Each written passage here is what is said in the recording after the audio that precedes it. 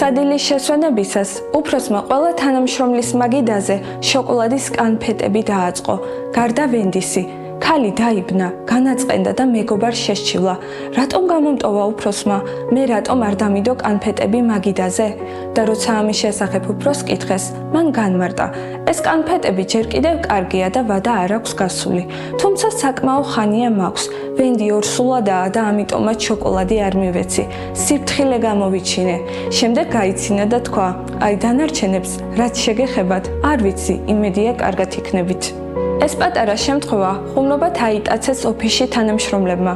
თუმცა თუ დაუფიქრდებით და პარალელს გავავლებთ, მივხვდებით, რომ ხანდახან ღვთის განზრახვებს არასწორად ვიგებთ ჩვენი შეზღუდული აღქმისა და გაგების უნარის გამო. შეიძლება თავი უსამართლო მოპყრობის მსხვერპლადაც კი მივიჩნიოთ და დაგვავიწყდეს, რომ ღმერთს ყოველთვის საუკეთესო უნდა ჩვენთვის, ყოველთვის. ესაია წინასწარმეტყველის წიგნში ვკითხულობთ იმის შესახებ, რომ თუნდაც სრულად არ გვესმოდეს ღვთის ფიქრები და გზები, შეგვიძლია დარწმუნებულნი ვიყოთ, რომ უფლის განზრახვები და გზები ჩვენსაზე მაღალია, ისე როგორც ცაა მაღალი დედამიწაზე. ჩვენს ფიქრებსა და გზებზე ხშირად ეგოისტური სურვილები ახდენს გავლენას.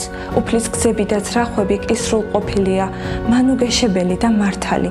სწორედ ამიტომ, მაშინაც კი, როდესაც გარემოებანი არც თუ ისე კარგად გამოიყურება, შეგვიძლია მივენდოთ უფალს და გვწამდეს, რომ მოგცემს ყოველივეს, რაც ნამდვილად გვჭირდება, რადგანაც ის ერთგულია თავისი დანაპირების.